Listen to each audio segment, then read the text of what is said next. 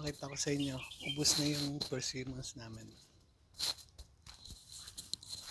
Ayan na siya. Kulay halos dilaw na yung puno. Wala na. Ubos na. Pero itong isang persimmons na to, hindi naman masarap yan. Dami pa. Pero itong Japanese persimmons, wala na. Said na. Ayan, Tuesday ngayon. Nagre-relax dahil next week pasok ko na ulit. So, ito, ano yan, lemon yan. Yan. Marami na siya. Malapit na yan.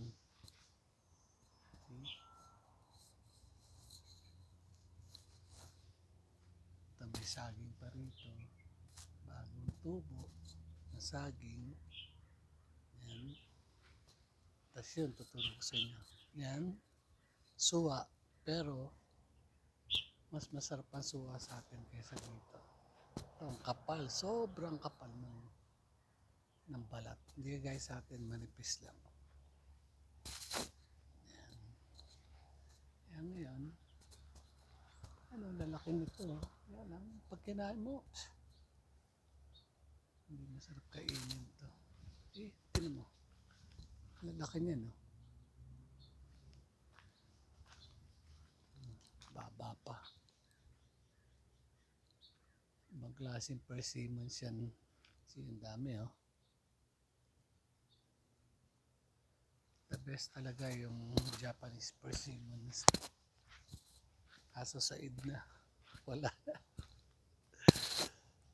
Okay lang. Tutubuli yan sa next year. Yan, lagas-lagas na yung dahon yan. Pero maganda yung dahon niya. Parang naging fall na. Okay?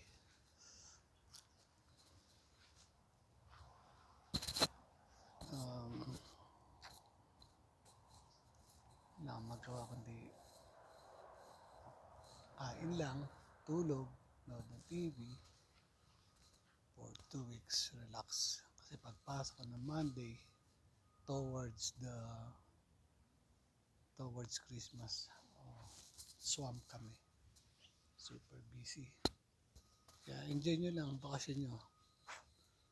Magpunta-punta ko saan. At least nakatipid pa kayo sa gastos. Sa bahay,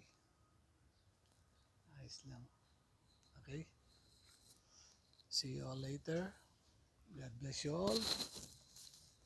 And have a good day to you all.